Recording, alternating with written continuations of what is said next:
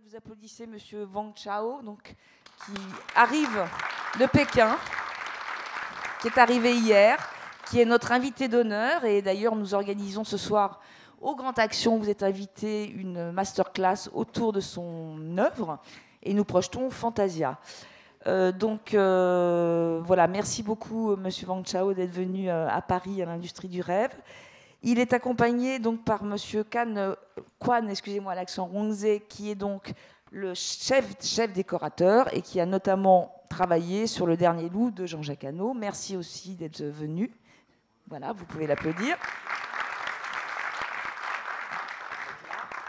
Et donc Monsieur Sun Ming, qui est donc le chef opérateur de Philippe Muil, enfin chef opérateur chinois, qui a travaillé avec Philippe Muil sur Le Promeneur d'oiseaux et comme ça, qui pourra vous expliquer comment s'est passée cette collaboration. Donc Philippe Muil, que vous connaissez tous quand même, que vous pouvez applaudir bien fort, qui nous a fait ce merveilleux film. Monsieur Bernard Laurin, qui a travaillé aussi voilà, sur ces histoires de coproduction, ce sera très intéressant. Et Mathieu de la Mortière, qui est assistant réalisateur, mon cher Mathieu, et qui nous relatera son expérience. Et notre modérateur, Franck Priot, de Film France, que voilà, je salue. Je souhaite une bonne après-midi. Et puis, on sera très heureux de vous retrouver ce soir au Grand Action, au nom de l'Industrie du Rêve. Voilà. Merci, Anne. Alors, d'une certaine manière, la table ronde à laquelle vous avez assisté a déjà eu lieu.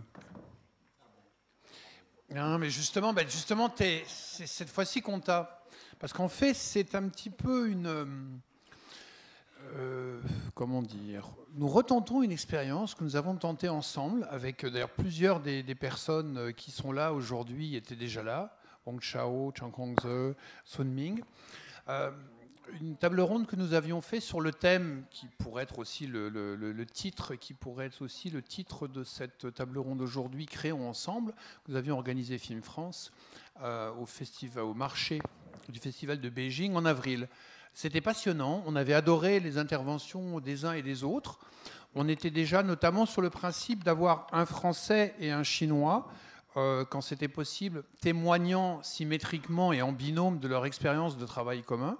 Ça avait tellement bien marché que quand la valeureuse équipe de l'Industrie du Rêve a commencé à parler avec nous de qu'est-ce qu'on pourrait faire avec la Chine, on leur a proposé de retenter l'expérience. Et finalement, contre toute attente, c'est les Chinois, c'est les trois mêmes Chinois qui sont là, et c'est les Français qui ont changé. Puisque Philippe était coincé par son travail de jury au festival, il n'avait pas pu venir avec nous. Bernard Laurin, qui est producteur exécutif, directeur de production de plein de films, dont Les Choristes par exemple, mais aussi Wine War de Li Ming ou du prochain film de Dai Xinji, qui d'une certaine manière, on va dire que tu vas remplacer Pierre Buffin, qui était venu nous parler de ses effets sur le Wong Kar-wai. Wang Chao était déjà là, et la paire Mathieu Chang Hongze, finalement... la dernière fois, c'était Jean-Jacques Hano qui était là, mais là, Jean-Jacques Hano est en train de s'occuper de la sortie du film Le Dernier Loup en Chine.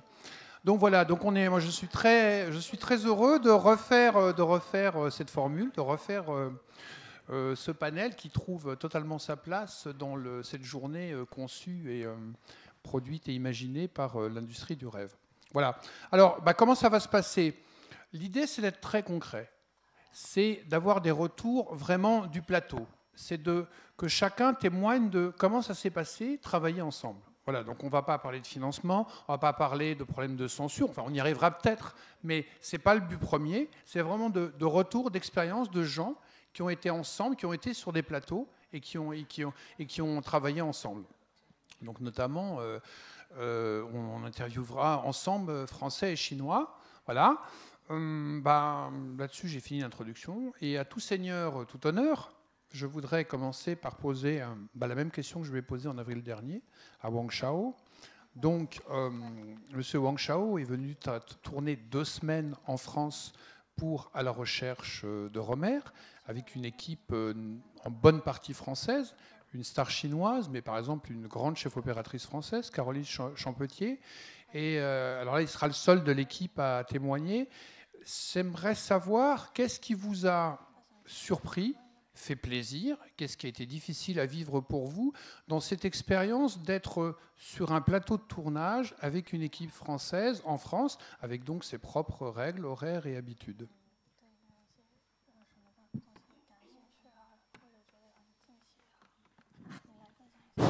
Oui，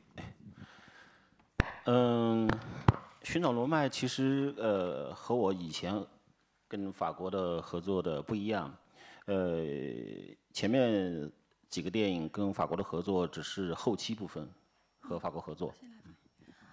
Donc pour ce film, À la recherche de Romer, c'est un peu différent dans sa conception. 只是后期。Là, en fait, il n'a fait que la post-production en France. 那这次寻找罗麦只是因为有2周的时间是在法国，并且在法国拍摄的时候，整个的这个制作就是拍摄团队是法国人。Donc il a tourné en tout 2 semaines en France et il n'y avait que des Français dans l'équipe de tournage. 那其实这对我来讲也是一个新的问题，因为这个摄制组本身，中国的摄制组跟法国的摄制组，他们有不同的习惯。Pour lui, c'est une nouvelle façon d'opérer, une nouvelle manière de procéder, de travailler, puisqu'en fait, l'équipe étant totalement française, c'est très nouveau.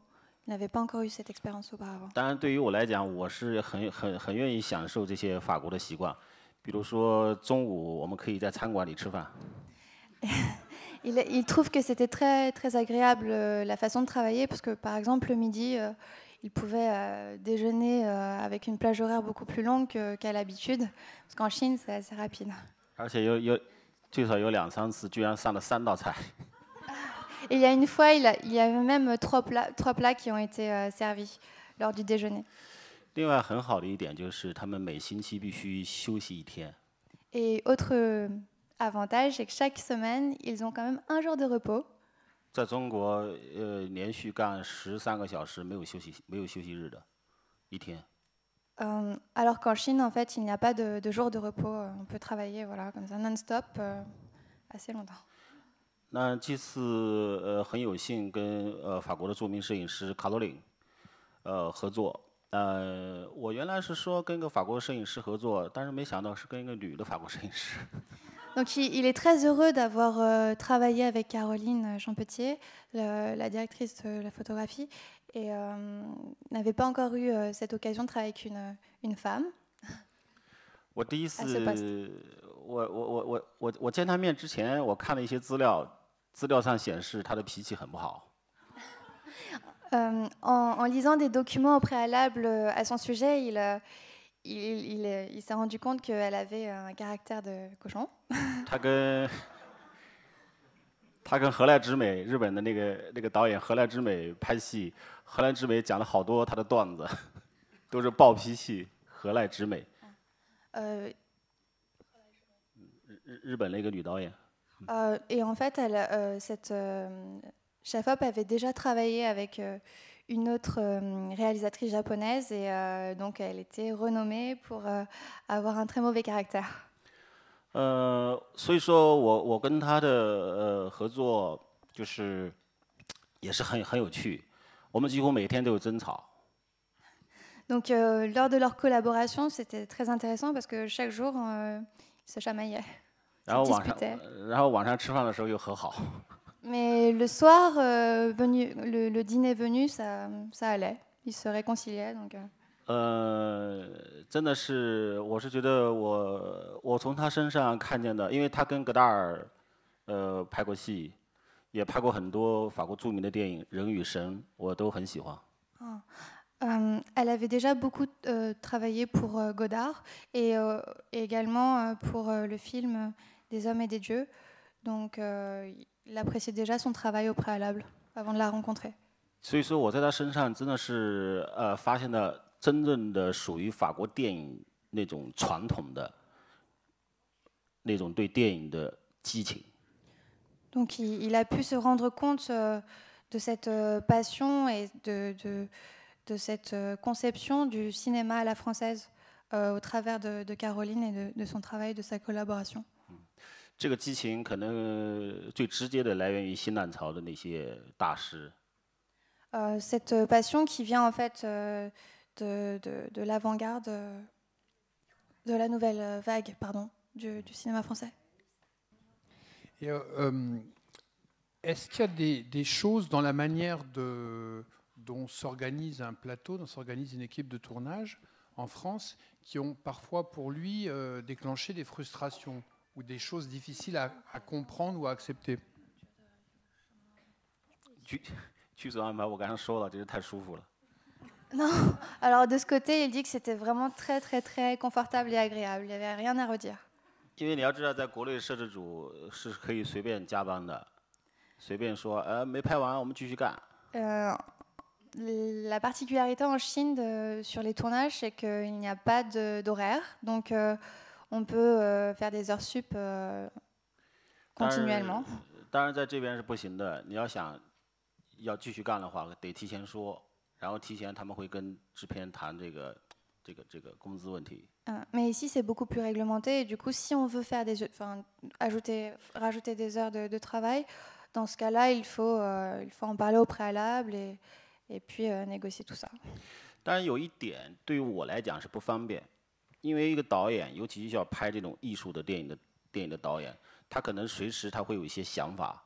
他可能现在就决定我们要多拍一会儿，他没有时间跟你讨论说我们还有一些法律，所以说这个对于如果说一个商业片的话可能还合适，对于一个文艺片导演的话，他可能这时候有灵感、有想法的时候，说我们还愿意多拍一点，这时候就会造成不方便。 Donc il y a un petit inconvénient pour un réalisateur de cinéma d'art et d'essai, c'est qu'il trouve que parfois il a une inspiration qui lui vient et donc il aimerait peut-être réaliser une scène supplémentaire, tourner une scène supplémentaire et c'est pas malheureusement pas possible. Alors que en fait ce serait moins gênant pour les films commerciaux à plus gros budget puisqu'en fait c'est beaucoup plus réglé quoi. 所以有的时候我记得有一次说到最后怎么办？说什么实在是亏好剧本是我写的，我可以调剧本。Il dit donc de manière très humoristique, c'est que cette fois-ci ça allait encore puisqu'il pouvait ajuster son scénario, puisque c'est lui lui-même qui l'avait écrit. Donc ça ne gênait pas. 当然换另外一个导演，可能他就没办法。Mais ils se mettent à la place d'un autre réalisateur et peut-être que ça aurait été difficile de travailler dans ces conditions-là. 但是整个下来，我自己的直接的很真实的感受，就是法国的这个摄制组的这个团队精神跟效率。 确实是比国内要高，他的组织能力、管理能力跟他的效率。Son impression globale, c'est que le travail de ces équipes françaises est vraiment est remarquable et d'une grande efficacité comparativement aux équipes chinoises en Chine.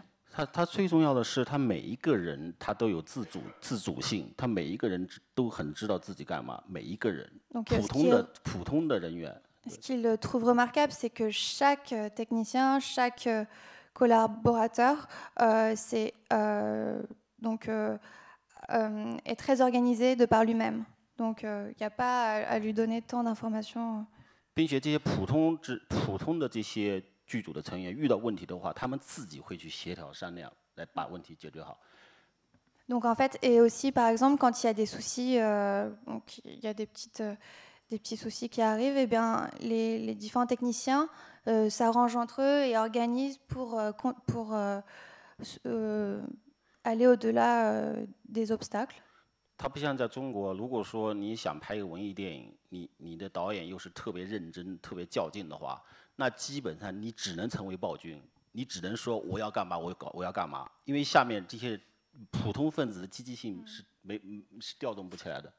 Donc, en revanche, en Chine, la particularité des réalisateurs, c'est qu'ils sont une sorte de dictateurs et donc tout ce qu'ils disent doivent être exécutés. Donc, chaque exécutant n'a pas d'autre moyen que de faire ce qui leur est demandé. 总之，除了这个，如果说法国的摄制团队能够随着我这个随时加班。 Donc, 就好，其他没问题。Donc pour lui, l'idéal, ce serait la solution idéale, ce serait que chaque technicien français puisse faire des heures sup en fonction du réalisateur, et du coup, ce serait parfait et merveilleux. OK。Merci.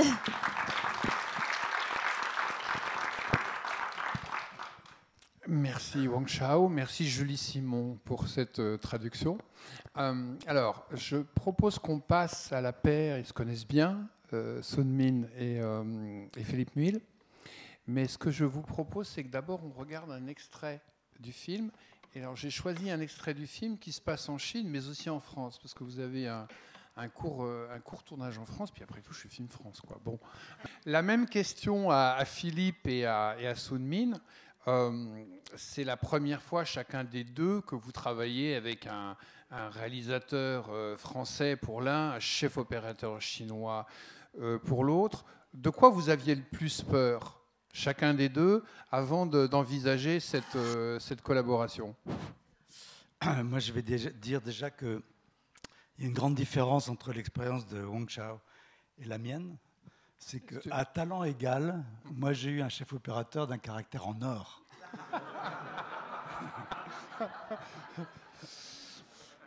J'espère que Caroline Champetier n'est pas dans la salle. Restez, s'il vous plaît.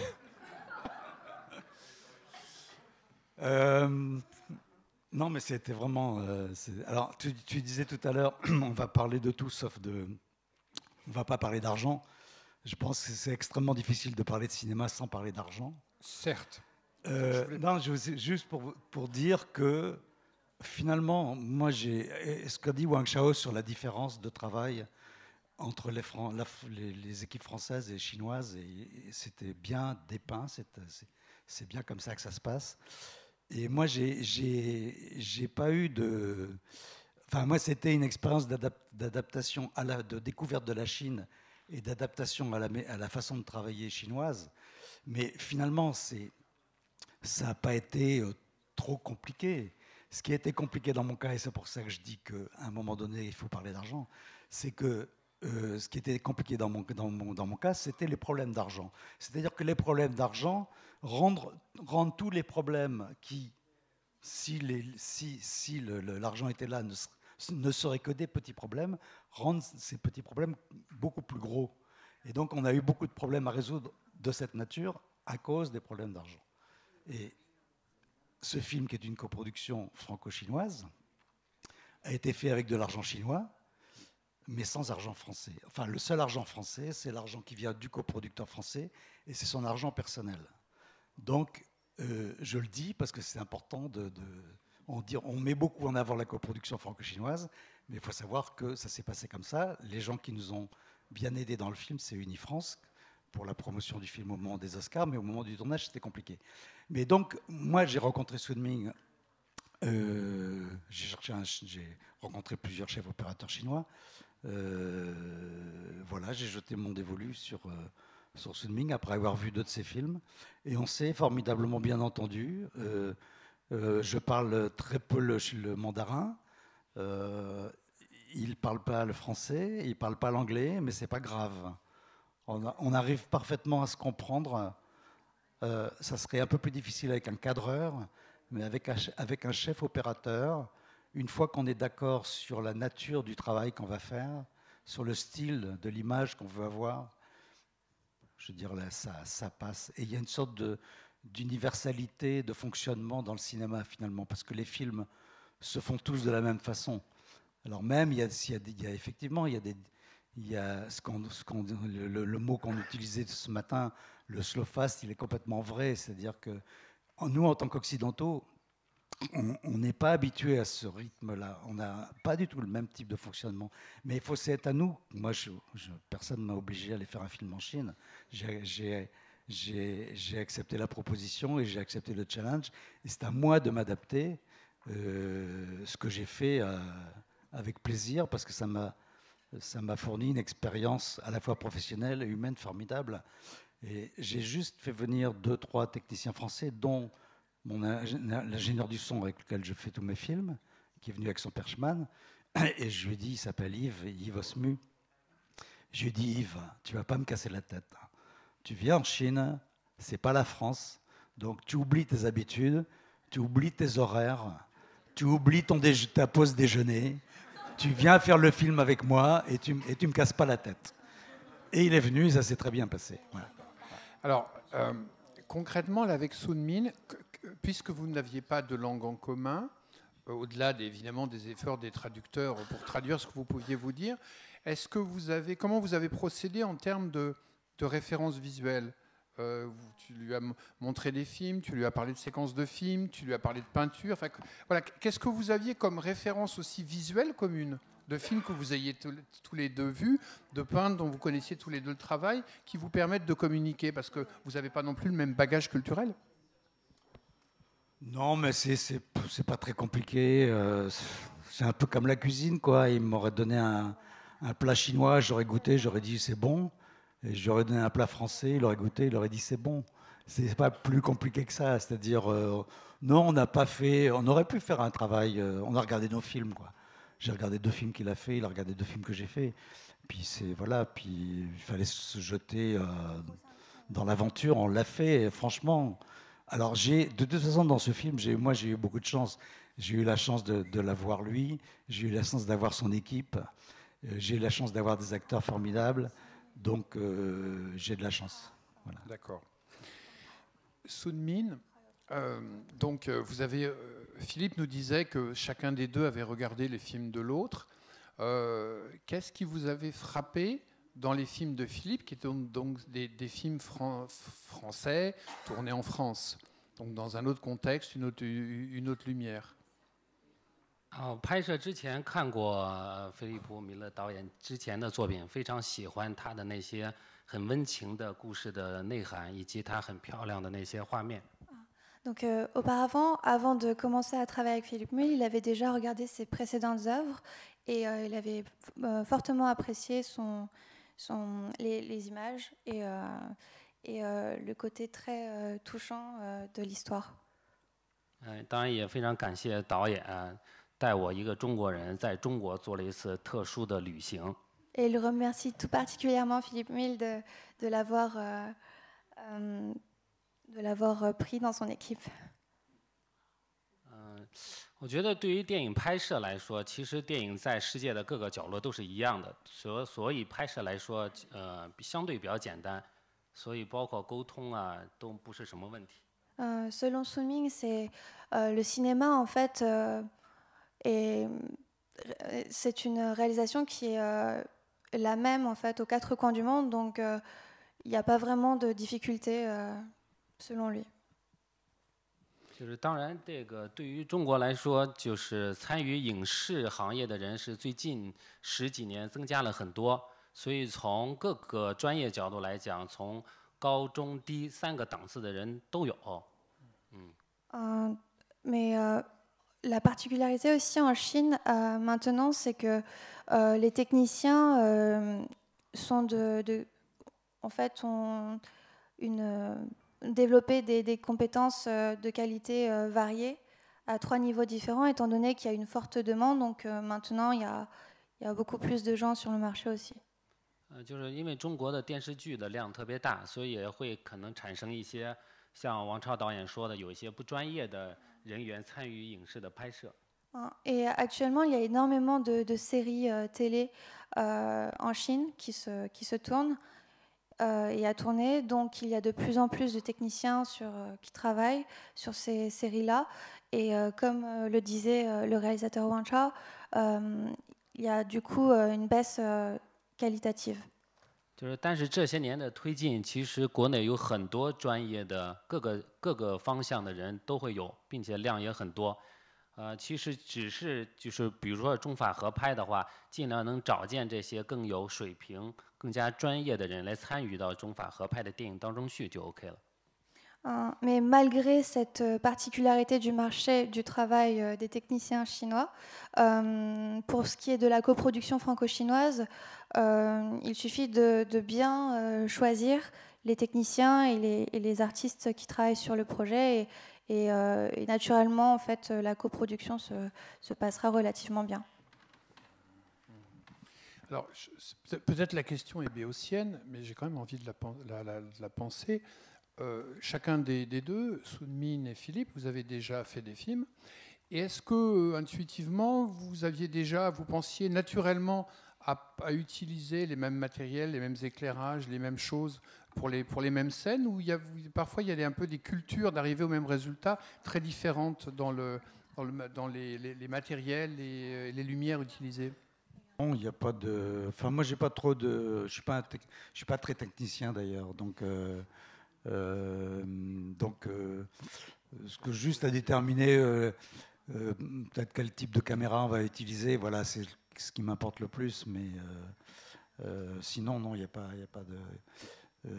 Et comme je ne sais pas si je vais réavoir le micro tout à l'heure, je vais juste placer une petite blague. Parce que. L'humour est toujours bienvenu. Sun-Min, parce que moi je suis allé là-bas, j'ai fait venir mon ingénieur du son qui a à peu près le même âge que moi, son Perchman, qui est aussi presque. Enfin, on était 3-4 Français de mon âge, et Sun-Min m'a dit mais je ne comprends pas pourquoi les cinéastes et les techniciens français sont si vieux.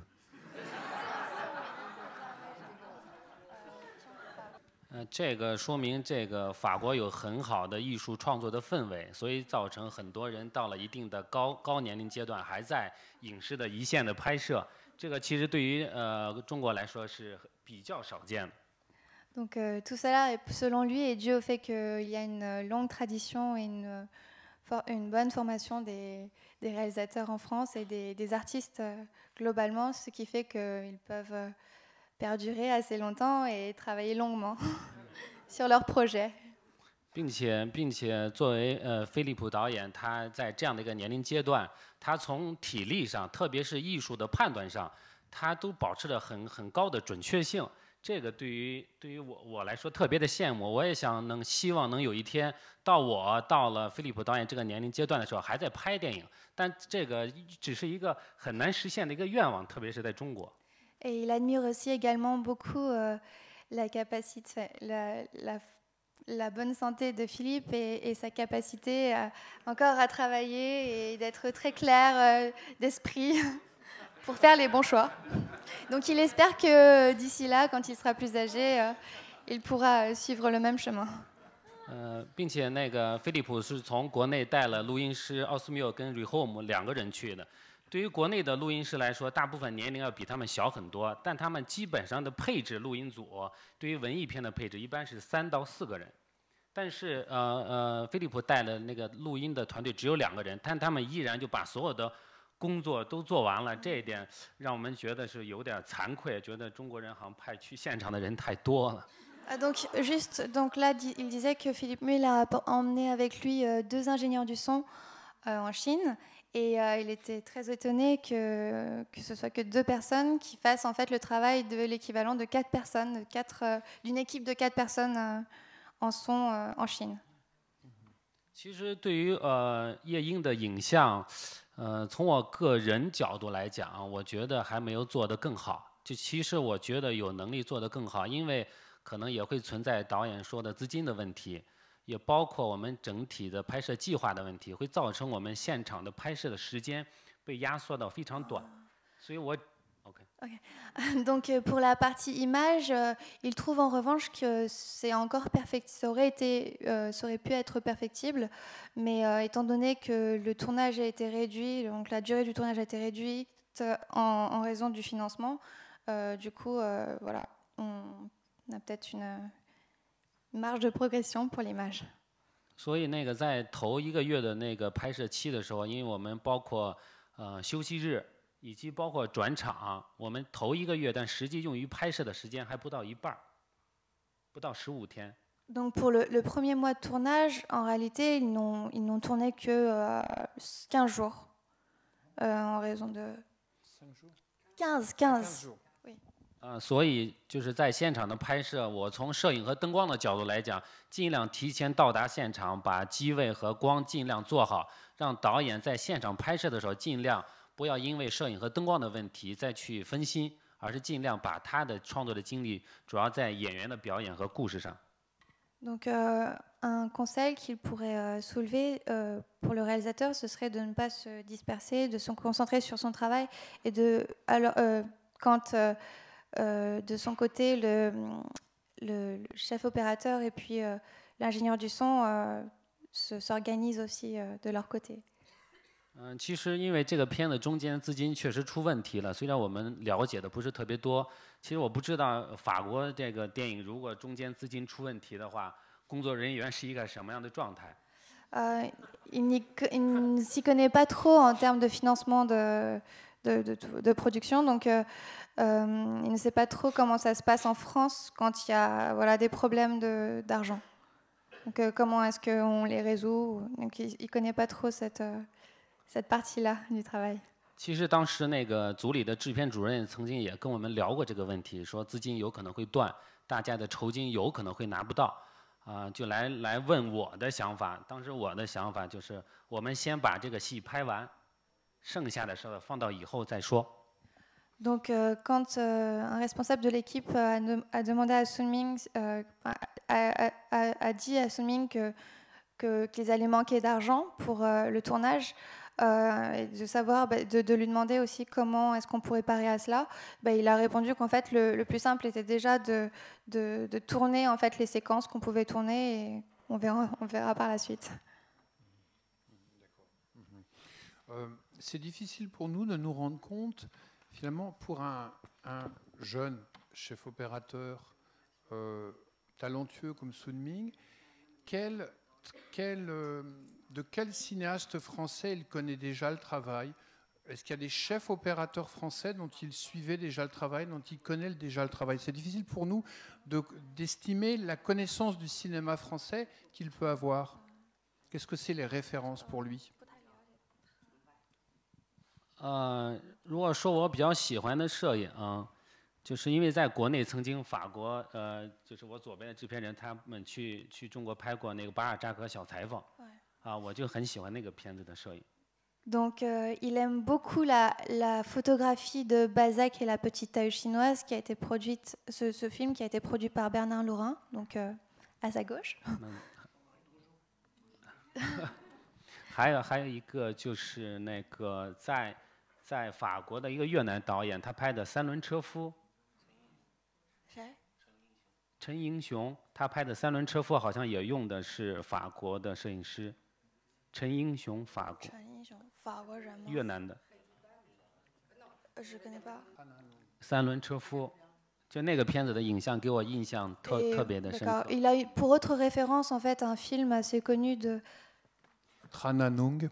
Merci.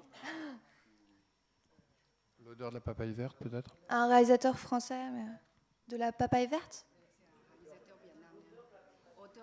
L'odeur de la papaye verte. 电影的角度，除了我比较喜欢看导演的2002年的《蝴蝶》，还有包括吕克·贝松，之前在法国拍的，包括他去美国拍的片。D'accord. Et il aime également aussi le Papillon, donc réalisé par Philippe Muil, et aussi et aussi les anciens films de Luc Besson.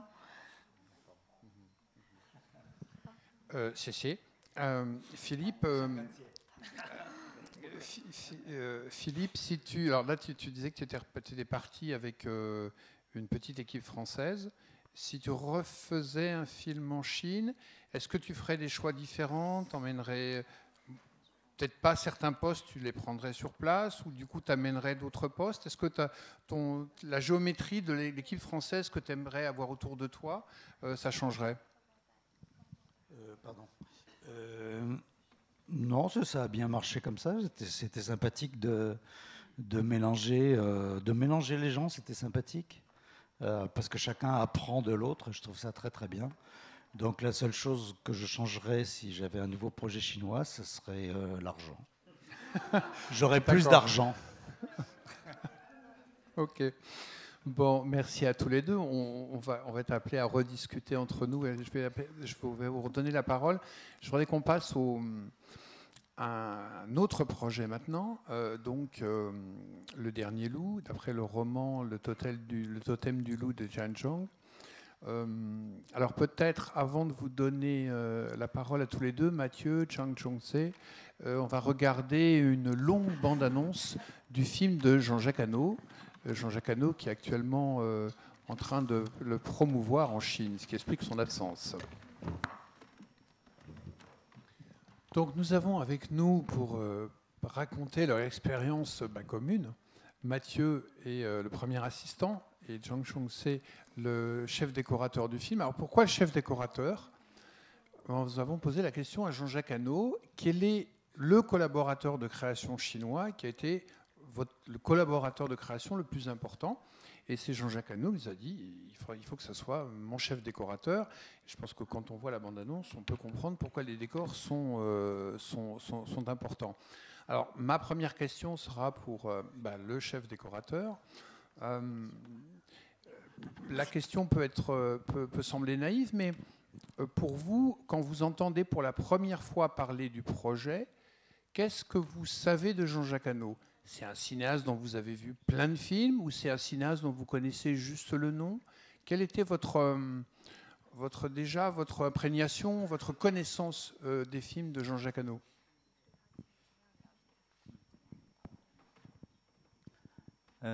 我非常有幸啊，跟阿诺导演呢合拍在一起呢，参拍这个《狼图腾》这部影片。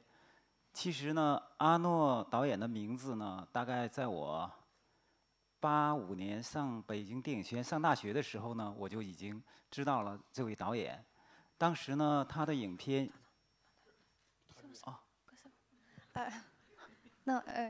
，Donc, il est très heureux et très honoré d'avoir travaillé avec Jean-Jacques Hano. Et lorsqu'il était à l'école, en 1985, déjà, il avait connaissance de ce réalisateur. 他的影片呢，《象牙海岸》最佳外语片、奥斯卡最佳外语片，还有呢这个《玫瑰的名字》后来的啊，以及《情人》呢，那个时候我们就陆陆续续开始看。 当时呢，我对他的印象就非常深。Donc en fait, il avait déjà vu Au nom de la rose et l'amant aussi de Jean-Jacques Hano. Et il avait déjà été très très ému par ces films à l'époque. 当时我记得我看他的片子当中的时候呢，我记得是大概可能是87年，《玫瑰的名字》。 当时看完这个片子以后呢，当时我对阿诺的这个电影呢，就是深深就被他的电影的这个叙事语言呢，还有影片的造型，就深深的就打动了。Il avait été très ému par le film L'Amant, donc tourné en 87, par l'atmosphère du film et la décoration aussi. Au nom de la rose, pardon, en 87. Je me suis trompée. 说起来呢，跟这个阿诺导演要合作的话，其实呢，我觉得是有一种预感了。Donc à l'époque déjà, il avait un pressentiment, le pressentiment de pouvoir travailler par la suite avec Jean-Jacques Hano, qu'il admirait beaucoup. 他是2012年呢，就是快到年底的时候找的我，但是呢，我在2011年的时候正好在内蒙古。 做了一个影视城，当时的影视城呢是蒙古源流的影视城，我就研究了大量的蒙古文化。Donc Jean-Jacques Hano a tenté de contacter Monsieur Chuan en fin 2012 et en 2011 déjà il était en Mongolie intérieure, donc pour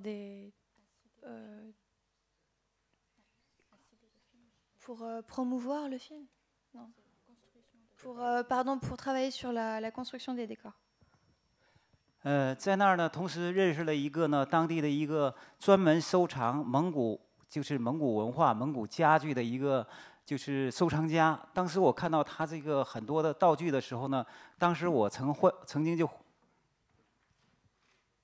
Non, non, c'est bon, c'est bon. Ah d'accord, pardon. Il a pas fini sa phrase en fait, pardon. Ah mais ça, pas. 好。 当时在那儿做这个影视城的时候呢，我认识了一个收藏家，他专门收藏的是蒙古就是过去家具的一个博物馆。我去了他博物馆以后呢，当时我曾经幻想，如果要是拍一部和蒙古题材有关系的影片，用上这些家具就一定是会非常好。 Donc à l'époque, quand il était en Mongolie intérieure, il avait rendu visite à un collectionneur qui collectionnait des meubles venant d'un musée. Et donc, il avait eu l'idée déjà à l'époque d'utiliser tout ce mobilier et ces accessoires pour tourner ce film. 后来呢，我写了一本书，在这个书里呢，我记得电影场景设计里呢，第一个案例呢是写的阿诺电影的导演的影片。Donc en fait, ensuite il a rédigé un livre sur ce film. Donc en fait, dans un livre qu'il a rédigé, il a fait une analyse d'un film de Jean-Jacques Hano. 巧合的是呢，1年以后呢，阿诺呢这部片子就找到了我。Et un an plus tard, par hasard, Jean-Jacques Hano l'a contacté. 当时呢，制片人呢带我去见阿诺的时候呢，就是我们谈得非常愉快。后来出门的时候呢，制片人就跟我说了一句话，他说呢，我们跟阿诺呢推荐了很多的美术，但是阿诺呢一定要见到本人。他说见到你的时候呢，阿诺呢他说没有说几句话，他就认定这个片子一定你要来做。Donc à l'époque, donc Jean-Jacques Hano et puis son producteur avaient rendu visite à Monsieur Chuan et Jean-Jacques Hano, qui est assez difficile dans son choix, avait vu déjà beaucoup de chefs de la décoration. Et au final, il n'a pas dit grand-chose, mais il a choisi Monsieur Chuan. 在跟阿诺呢合作这个片子的时候呢，我觉得我从这个中法合拍的这个片子的这个过程当中呢，我自己有非常深的体会。Donc pour lui, l'expérience était très très très intéressante au cours de cette coproduction franco-chinoise avec Jean-Jacques Hano. 首先呢，就在这个片子在这个主创团队当中，阿诺的介入，他把非常优秀的这个执行导演马修叫来了，而且呢还有摄影师呢是张玛丽，同时呢特效师呢是克里斯蒂安。Donc, il a été très, très honoré et heureux de travailler avec des techniciens talentueux, comme Mathieu ici présent, mais également le directeur de la photo et le directeur des effets spéciaux. 导演呢带来了法方非常优秀的一个团队到《狼图腾》这个剧组当中，那么为我们这个片子后来能够做得非常几近完美，它都是奠定了非常好的基础。Donc, il trouve que Jean-Jacques Hano a fait de très bons choix en termes de techniciens et que l'équipe était de très très haut niveau, ce qui contribue en fait à une très bonne, excellente qualité de l'œuvre globale. 我们这个片子呢拍的过程当中呢，应该说比较顺，我们没有遇到资金的问题，还遇到其他的场景的问题，但是呢，我们遇到了这个中法电影人在创作观念上有一些分歧和碰撞的一些问题。Donc globalement, il n'y a pas eu de soucis majeurs sur le tournage de ce film, du Dernier Loup, mais il n'empêche que de temps en temps, il y avait des petites disputes entre les différentes, le producteur et d'autres personnes, des techniciens. Oh, est-ce qu'il peut nous en dire plus là-dessus? 你可以聊到那些分歧的这一点吗？有兴趣。现在呢，我跟马修已经成了非常没事。现在我跟马修已经成了非常非常好的朋友，但是在创作的时候呢，一开始啊，我不太理解他为什么我美术的工作呀，他一再的要过问，一再的要去看，一再要检查，好像他不对我们不放心。Donc maintenant, Monsieur Chuan est un très bon ami et Mathieu sont de très bons amis. Mais au départ, lors de leur collaboration, ils ne comprenaient pas très bien pourquoi Mathieu était un peu trop supervisait beaucoup son travail et avait tout le temps le nez dans tout ce qu'il faisait. Et donc ils se demandaient si c'était normal cette manière de procéder. 后来我就跟他生气了。Et ensuite, il s'est un petit peu fâché. 我就把那个计划往桌子顶上一摔。Donc il a fait son plan de travail et il lui a balancer un peu 啊， sur la table. 对，甚至呢不想跟马修说话了。 Et c'était pour lui dire que voilà, il n'avait pas envie de lui parler, qu'il regarde le plan de travail. 其实啊，它不是这个问题，其实是我们对法国电影团队工作的这个作风和精神，当时我们不是太了解。 Mais selon lui, maintenant, il se rend compte que c'était pas ce problème-là en fait. C'était plutôt le fait qu'il ne connaissait pas bien la méthode de travail côté français, et donc ça conduit à des petites altercations. Mathieu. Alors, parlons de différence de méthodologie de travail.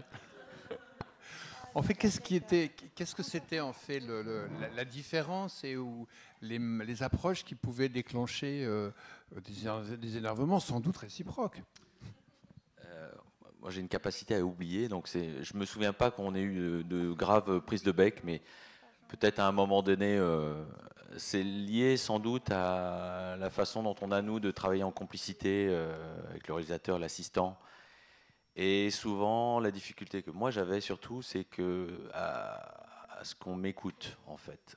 Souvent, on écoute le réalisateur, le chef, et on écoute peu l'assistant, parce que finalement, c'est pas forcément lui qui a la parole. Et ça, par moment, il a fallu que je dise à Jean-Jacques qu'il faut que tu dises que ça serait bien de faire comme ci ou comme ça quand j'arrivais pas à aller au bout. Et mais sinon, il y a eu quelques petits points d'accroche, mais après, il a compris surtout, Tuan, qu'on travaillait ensemble. Moi, j'étais pas là pour lui tirer dans les pieds ou je sais pas, une expression quelconque, mais voilà. Donc la difficulté était là, et du coup, le fait aussi de pas avoir de possibilité d'avoir un tête-à-tête tous les deux, de passer toujours par l'intermédiaire de quelqu'un qui traduit, ça empêche aussi une complicité de travail, d'approche qu'on n'a pas quand on travaille avec nous en anglais, etc. Donc on a vraiment une barrière de langue qui finalement, par moment, voilà, il faut aller au-delà de ça, mais on y arrive comme chaque obstacle en fait. Voilà. Donc le statut du réalisateur, comme ça, en espèce de dieu de démiurge, peut finalement aller contre l'autorité dont bénéficieraient les chefs de poste. Il faut que le réalisateur réaffirme l'autorité de chef de poste. Alors, bon, j'imagine que c'était un très gros plateau, parce que ce que vous faites, c'est un énorme cirque au sens positif du terme. Enfin, c'est une énorme machine. Tout à l'heure, on disait que 2 ingénieurs du son français faisaient le travail d'une équipe de 4 en Chine. Est-ce que, au-delà de ça, du nombre de gens, est-ce que dans l'organisation, il y a des choses, un premier assistant est vraiment de plein fouet face à ça, qui sont très très différentes? L'organisation des départements, la hiérarchie entre les départements, est-ce que c'est différent, la structure? Qu'est-ce qu'un premier assistant français peut lire de l'organisation des tournages en Chine? Non, mais on arrive à s'organiser. Et en plus, on fait ce métier-là, nous, pour en permanence s'adapter à des situations et éviter la routine. Donc, de ce point de vue-là, c'est très enrichissant. Mais effectivement, une des difficultés, ça a été de gérer effectivement le plateau, qui était nombreux, quoi. On avait beaucoup de gens sur le plateau.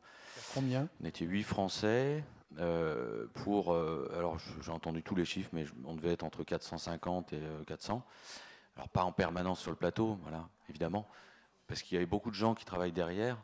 Mais ce qui est sûr, c'est que quand on fait une scène dans une yourte, ça devient compliqué. Voilà. Donc à la caméra, il y a beaucoup de gens autour, donc il y a 2 caméras, voilà, ça devient très compliqué. Mais comme c'est un film d'extérieur, déjà c'est plus simple à gérer. Mais en même temps, il y avait des animaux, donc là, il a fallu aussi gérer aussi le fait de pouvoir travailler tous ensemble là-dessus. Mais au final, je veux dire, ça a été une collaboration enrichissante pour nous tous. Voilà.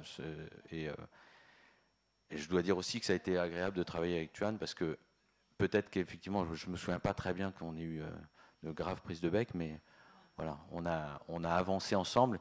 Il a vu surtout qu'on avait un objectif, c'est finalement de raconter ce qui est écrit dans le texte avec Jean-Jacques pour aller de l'avant. Voilà. Alors, un premier assistant s'occupe notamment du plan de travail. Donc, on a déjà compris qu'on n'avait pas la même amplitude horaire dans les deux pays. Parce que finalement, c'est une aubaine d'avoir plus d'heures pour l'équipe française, ou est-ce que ça pose d'autres problèmes? Alors sur ce film-là, nous on a fait des semaines de 5 jours, bizarrement. C'était un choix de tournage, donc sans doute très agréable pour l'équipe chinoise, mais en fait, c'était des semaines de 5 jours, parfois 6, qui étaient des semaines de 7, parce que finalement, la préparation ne s'arrête jamais.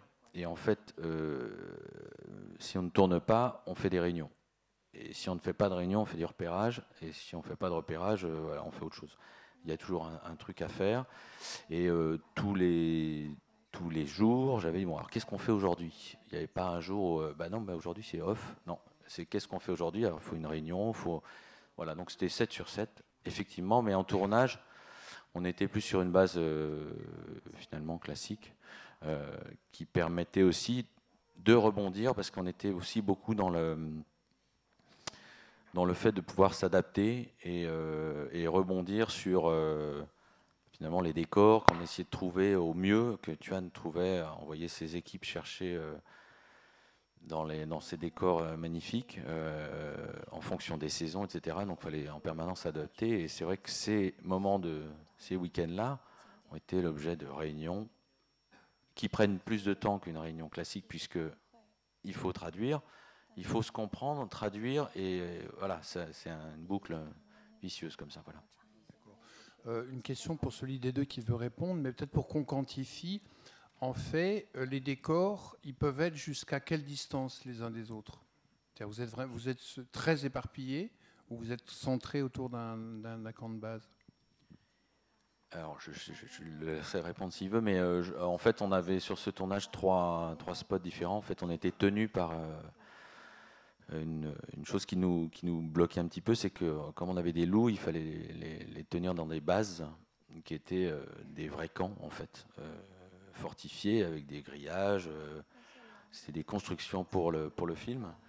Et donc on a eu 3 spots de tournage qui nous ont permis de tourner dans tous les différents lieux de ce film. Et après, on rayonnait autour de chacun de ces spots. Voilà. Donc il y a une base à Pékin, ensuite il y a une base, ce qu'on appelait Rain Mountain, et puis Newtown. Moi je parlais en anglais, c'était difficile en chinois, mais c'était nos points de repère vers lesquels on a pu organiser tous nos décors, qui étaient après une portée de fusil, je dirais, d'hébergement. Voilà.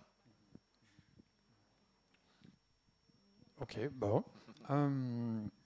Venons-en, merci Mathieu, merci Monsieur Chan.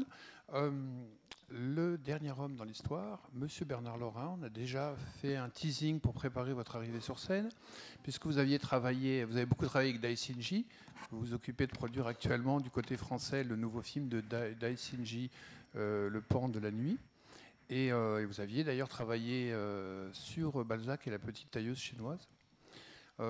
Avec Jean-Marie Drejoux comme chef opérateur, qui est aussi le chef opérateur du film de Jean-Jacques Hano. Voilà. Tout se tient.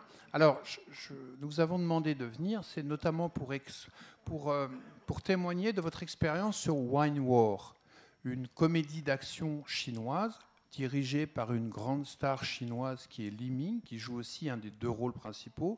Comédie d'action tournée à Saint-Tropez, à Paris, et aussi dans un château de la région centre, si je me souviens bien, au château de Ferrières, voilà. Comédie d'action très, très, très fabriquée, avec une grosse équipe française, 35 jours de tournage, de très loin le plus gros tournage chinois qu'on ait jamais vu passer, nous, à Film France, en France. Alors là, vous aviez, dans ce cas de figure-là, vous étiez face à une production commerciale chinoise, avec des stars destinées au marché chinois, mais cependant une équipe française. Est-ce que pourriez nous... Alors ça c'est une description un peu de l'extérieur. Vous, de votre point de vue, vous avez fait de la direction de production de plein de films, y compris des qu'on a tous vus ici, comme Les Choristes. Qu'est-ce que ça a été la principale différence face à cette équipe créative chinoise que vous accompagnez, auquel vous offrez la France, puisque le film est d'initiative chinoise et que vous intervenez comme quelqu'un qui est d'une certaine manière à leur service? Oui, c'était un peu particulier parce que c'est une équipe double. Et des gens qui venaient de Hong Kong et qui avaient pour la plupart une expérience internationale, plus en Asie qu'en Europe, et des gens qui venaient de Pékin. Et pour eux, c'était la première fois qu'ils travaillaient ensemble dans une espèce de coproduction sino-hongkongaise. Bon. Mais bon, à part ça, la chance qu'on a eue, c'est qu'il y avait un producteur chinois de Hong Kong qui est un grand professionnel et qui avait anticipé les difficultés, c'est-à-dire qu'on a eu un vrai temps de préparation et qui nous a vraiment fait confiance sur la mise en place du film, avec une équipe française majoritairement. Et là, c'est l'équipe chinoise qui s'est complètement coulée dans notre façon de travailler. Et ils ont trouvé ça tellement formidable, d'ailleurs, que maintenant, ils ont envie de continuer à travailler comme ça. C'est-à-dire que, pour revenir un peu sur ce qui a été dit avant, nous, on travaille beaucoup en amont et on essaye de tenir, pendant le tournage, ce qui a été établi, c'est-à-dire le plan de travail, tenir le budget, et de changer au minimum, sauf impératif de climat ou de maladie ou de choses comme ça. Les Chinois, eux, sont beaucoup plus souples, ils sont plus réactifs que nous, parce que d'abord, ils sont très nombreux sur le plateau. Le metteur en scène est tout puissant, au-delà de ce qu'il est en France. Il peut tout demander. Son équipe est vraiment l'équipe chinoise, est complètement à sa disposition. Nous, on n'est pas habitués à ça. Ici, on ne peut pas. Les décors, il faut les louer longtemps à l'avance, il faut organiser, il faut convoquer les gens. Donc, on ne peut pas se retourner comme ça. Mais on a réussi un compromis qui a été formidable. On a tenu le plan de travail, on a tenu le devis. On a tourné dans tous les endroits où vous voulez tourner. Ils étaient très contents. Bon, la seule particularité, on va dire, on avait des grosses stars chinoises. On avait 4. Alors, ils viennent tous avec 4-5 personnes. C'est très lourd. Très lourd. On était une équipe de 160, des fois 180 personnes. Donc, on n'est pas très mobile. Donc, il faut en tenir compte. Mais on en avait tenu compte aux Syriens à côté d'eux. C'était 3 fois moins. Et on était à Paris. Bon. En dehors de ça, il y avait une très grande bonne volonté de la part des techniciens français, une curiosité et une très très grande disponibilité et également curiosité de la part des Chinois. Et ça s'est admirablement bien passé. C'était un vrai plaisir. Il n'y a pas eu un problème. Il y a eu des petits incidents, mais habituels au tournage. Pardon. Et c'était vraiment une expérience formidable. Alors, là, vous aviez un réalisateur qui était débutant. C'est un grand acteur, mais c'est la première fois qu'il réalisait. Je ne connais pas très bien j'entends tout. Il était chanteur, il était metteur en scène, il est acteur. Il avait déjà fait des films, des longs métrages que je n'ai pas vus. Là, c'était un gros film pour lui. Mm-hmm. C'est un enfant gâté, c'est une grosse star en Chine. Il a eu quelques petits moments comme ça où il a voulu changer des choses au dernier moment, ce qui n'était pas vraiment possible. Mais comme c'est un garçon très intelligent et qu'on avait de bons rapports avec lui, tout s'est toujours très très bien arrangé. D'accord. Alors peut-être, moi ce que je précise, c'est que notre équipe à Film France, on travaille régulièrement avec des équipes chinoises qu'on voit arriver. C'est sans doute le gros tournage chinois en France qui s'est le mieux passé, mais c'est aussi celui qui avait le plus d'argent. La réponse, surtout après la remarque de Philippe tout à l'heure, la question va être un peu idiote après la remarque de Philippe tout à l'heure, de dire est-ce que l'argent résout tous les problèmes, mais est-ce que dans ce cas précis, parce qu'ils avaient vraiment les moyens de s'offrir la France et la zone euro, vous avez le sentiment que c'est ce qui a rendu possible finalement de faire ce qu'ils voulaient faire, qui était ambitieux, parce que c'est une comédie d'action avec des effets de plateau, des cascades, des poursuites et plein de choses. Oui, ça c'est vrai, on avait ce qu'il fallait, bon, mais on n'avait pas plus, il fallait faire quand même assez attention. On a discuté des semaines et des semaines avant d'arrêter le budget, et après on l'a tenu. Mais on avait en face de nous un professionnel qui comprenait les problèmes que l'on avait, et à chaque fois on n'a rien caché, on a négocié les choses point par point. On a tourné avec les meilleurs moyens, avec les meilleures caméras, tous les moyens techniques. On a utilisé des drones, des cascades, enfin on a tout fait. On a tourné à Saint-Tropez pendant 3 semaines, ce qui était quand même pas mal. À Paris, le château de Ferrières, qui est un château magnifique à côté de Paris, qui sert un peu de décor. C'est fini, je crois qu'on a été les derniers à tourner dedans, mais c'est des décors absolument magnifiques.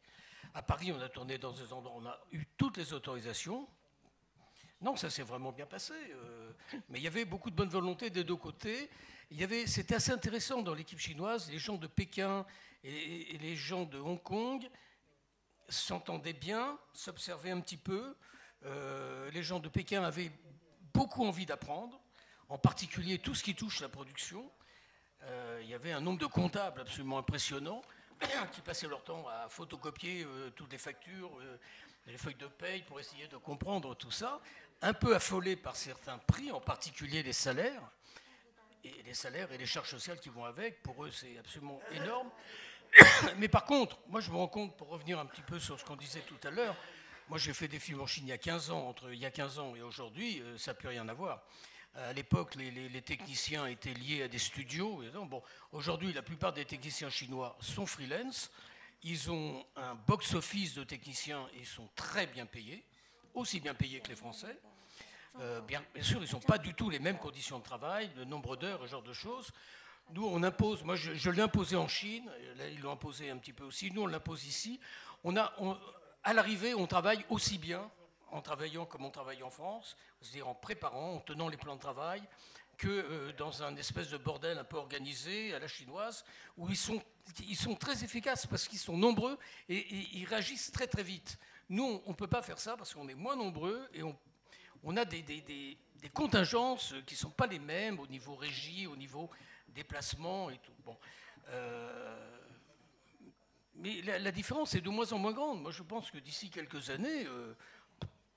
je veux dire, travailler ensemble, techniciens dans chaque poste, à la caméra, tout ça, ça fonctionne très très bien, bien que contrairement à ce que tout le monde pense, tous les Chinois ne parlent pas anglais. Donc il y a un vrai problème de communication, besoin de traducteurs, qui généralement, ici, elles traduisent très bien, mais sur les plateaux, au bout de 4 heures de tournage, ils commencent à traduire l'essentiel. Donc c'est très très difficile. En plus, les Chinois ont un problème terrible, c'est qu'ils ont la maladie des réunions. Donc on n'a pas fini de tourner, qu'il faut faire une réunion pour parler de quoi? On parle de quoi? On n'en sait rien du tout, on règle rien du tout et ça dure des heures. Donc non seulement ils travaillent 10 heures, plus 3 heures de réunion, ils arrivent le matin, ils sont crevés. Alors nous c'est un truc qu'on a coupé complètement, faites-vous des réunions, mais nous on n'y va pas. Nous on s'est tout dit. Et puis finalement on s'est aperçu qu'au bout d'un moment, il n'y avait plus de réunion parce que ça fonctionnait comme ça. Mais on les a un peu gâtés, on a été très gentils, on les a bien traités, ils étaient dans des bons hôtels, ils ont très bien mangé. Ils étaient très contents à Saint-Tropez, vous en doutez, Saint-Tropez au mois de mai, c'était vraiment très bien. Bon. Voilà, donc c'était une belle expérience, mais bien sûr, ils ont dépensé 3 millions en francs, 3 millions d'euros. Bon, pour 35 jours de tournage, bon, sans compter les salaires des comédiens, ce genre de choses, c'est bien, mais c'est pas dément par rapport à ce que l'on a fait, par rapport au tournage, au lieu que l'on avait, les moyens techniques, c'est l'équivalent d'un film français un petit peu au-dessus de la moyenne. Merci Bernard. Peut-être dire un mot du film de Dai Sijie, qui a longtemps été un réalisateur, certes d'origine chinoise, mais français, au sens où il faisait des films agréés, financés depuis la France, et qui est maintenant devenu un film, son nouveau projet, Pan de la nuit, qu'il est en train de tourner à Chengdu, puisqu'il tournait à Paris il y a peu de temps, est devenu un film chinois. Peut-être dire quelques mots de ce projet. Un film chinois et français, mais peut-être majoritairement chinois dans son financement. Dire quelques mots de ce nouveau film de Dai Sijie. Oui, non, mais avec grand plaisir, parce que moi, c'est quelqu'un pour qui j'ai le plus grand respect, que je connais depuis 30 ans, que je suis régulièrement. On a fait Balzac à Petite Salle chinoise, qui était à l'époque vraiment quelque chose d'exceptionnel et un souvenir formidable. Bon, là, on fait un film qui est majoritairement chinois, 80%, c'est-à-dire les stars sont chinoises, 20% français. On a tourné là pendant 8 jours. À Paris, là, au début du mois, là maintenant, moi j'y vais après-demain, mais on tourne à Chengdu, dans le Yunnan, avec 3 grosses vedettes chinoises. C'est un projet, on a mis 2 ans à le monter. Et dès le départ, on avait des accords avec la Chine qu'on a changés. Bon, ils se sont substitués au manque de financement en France. Bon, c'est un peu la réalité aujourd'hui, si vous voulez, c'est que maintenant en France, tout le monde dit mais les Chinois n'ont pas besoin d'argent, ils sont plus riches que nous. Bon, c'est une réponse qu'on m'a faite très souvent. Bon, c'est sûrement vrai. Dans le cinéma, je ne sais pas. C'est pas facile de monter des coproductions aujourd'hui entre la France et la Chine avec, si ce n'est pas des comédies. Il y a un problème en Chine. Pour avoir de l'argent, il faut des grosses stars. Les stars coûtent très très très cher et sont surtout archi-bookées. Donc pour arriver à mettre sur un plan de travail 3 stars chinoises pendant 8 semaines, c'est extrêmement compliqué. Quand vous en avez une, vous n'avez pas les autres. Enfin bon, c'est très compliqué. Mais on y arrive finalement, mais il ne faut pas être pressé. Donc bon, ça c'est un film, c'est un petit budget. Enfin un petit budget, bon, c'est quand même un budget de 3 millions d'euros. Le film sera fini, le tournage est fini à la fin du mois. Et c'est une belle aventure, hein, c'est formidable. Et c'est avec le comédien qui était le réalisateur et rôle principal de Wine War. Ce oui, film, alors oui, Léon Lai, qui était le réalisateur de Wine War, est venu avec nous pour un rôle important et il est très content et ça se passe vraiment très très bien. Donc c'est une jolie continuité. Et pour vous dire la vérité, d'ailleurs, la partie française est financée par les gains que l'on a eus en tant que producteur exécutif de ce film, qu'on réinvestit dans le film de Dai Xijie. Bon, il y a un mot qu'on peut dire, c'est intéressant par rapport à Franck, parce qu'on a beaucoup travaillé ensemble là-dessus. Bon, c'est vrai que pour les Chinois, il y a des choses qui paraissent très chères quand ils arrivent ici. Bon, ils sont d'accord pour payer pour Paris, par exemple, pour les décors. Là, on a tourné, par exemple, on a fini le tournage sur une péniche qui s'appelle Rosa Bonheur, qui est au pied du pont Alexandre III. La nuit, c'est absolument magnifique. Vous avez la tour Eiffel, vous avez le pont Alexandre III, la verrière du Grand Palais derrière. Bon, c'est des endroits de rêve. Bon, ça coûte cher, mais c'est quand même très raisonnable dans un budget.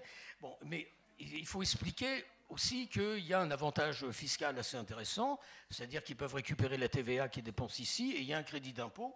Et ça, on a travaillé ensemble, et sur ce film-là, c'est très important, et ça allège considérablement, quand même, d'à peu près 20%, leur coût en France.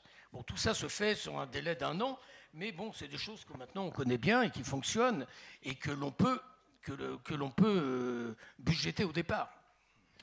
Une précision pour ceux qui ne sont pas forcément familiers avec le mécanisme du crédit d'impôt international. C'est un mécanisme qui a été créé en France en 2009, qui vise à ce que des sociétés de production étrangères viennent dépenser un maximum d'argent en tournage, en post-production ou en animation. Et donc le producteur étranger sera remboursé de 20% de ses dépenses en France, notamment sur l'emploi de Français. Dans l'année fiscale suivant l'année où s'est passé le tournage. C'est Film France qui est en charge de l'analyse des dossiers, ça fait partie de notre travail. Avantage qui sera porté à 30% à partir du 1er janvier 2016, donc nous espérons avoir encore plus de tournages chinois. Bon, on a fait un premier tour de table. Est-ce que l'un d'entre vous a envie de réagir à ce que l'un d'entre vous a dit? Est-ce que, voilà, après ce premier tour de table, est-ce que quelqu'un a envie d'insister et de dire réagir à quelque chose? Non.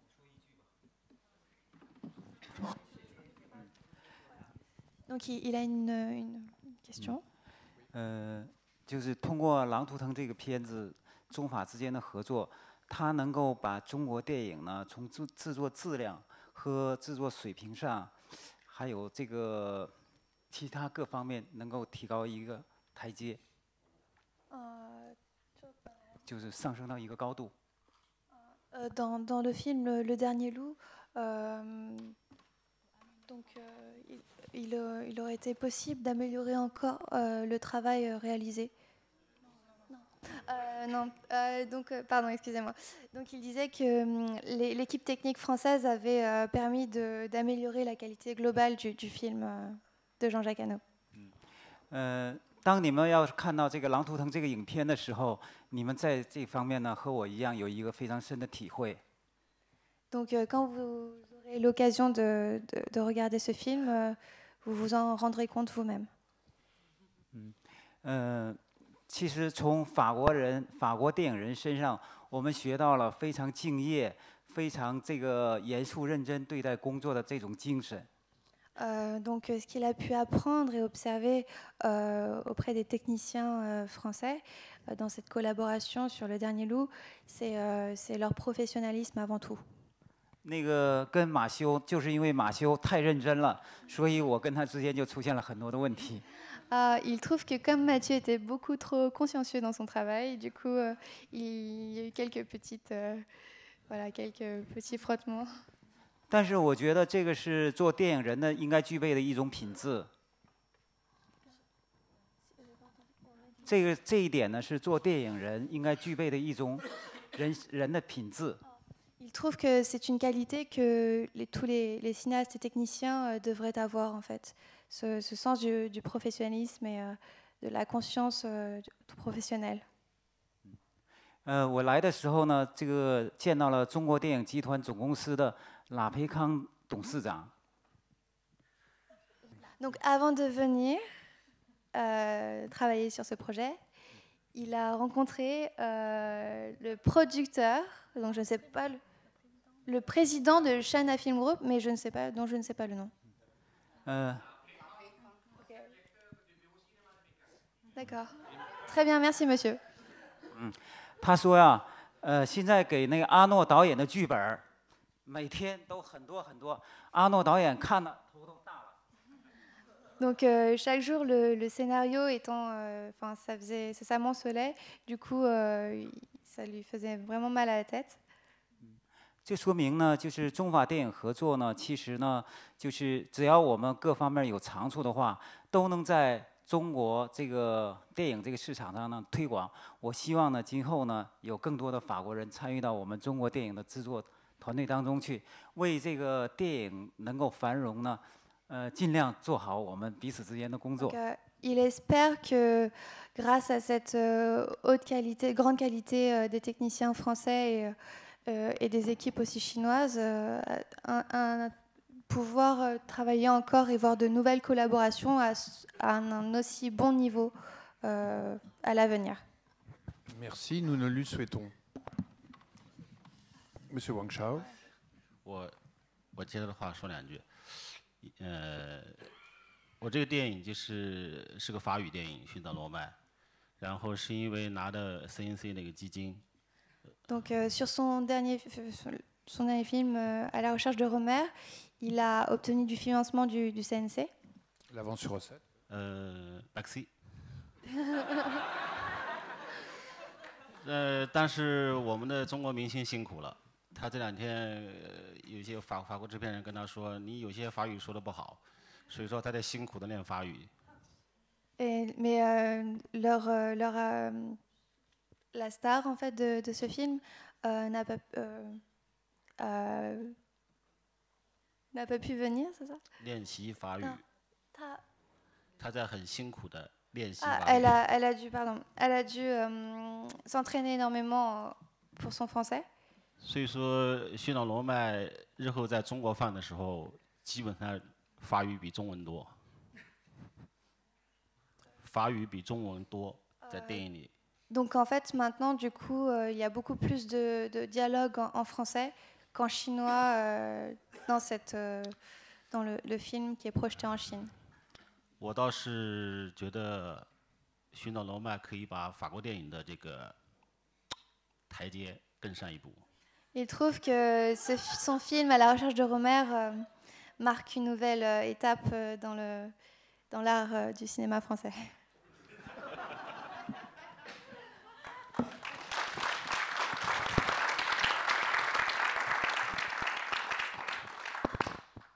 Est-ce qu'il y a une question dans la salle? Alors moi j'étais sur ce film parce que j'ai fait en 2002 un film qui est hyper connu en Chine qui s'appelle Le Papillon. Il est hyper connu, je crois qu'il y a à peu près 20 millions de gens qui l'ont vu et aucun n'a payé. Donc parce qu'en fait c'est un film célèbre pour le niveau extrêmement élevé de son piratage. Donc, alors, quand il est des questions de faire mon film en Chine, on m'a dit ce serait super si tu pouvais garder c'est pas une adaptation.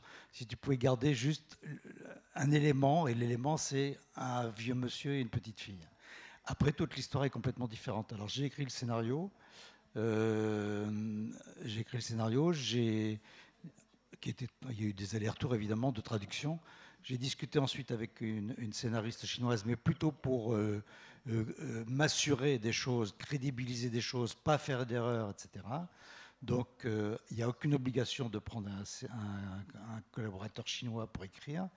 Et effectivement, après, on propose le film, le scénario à la censure.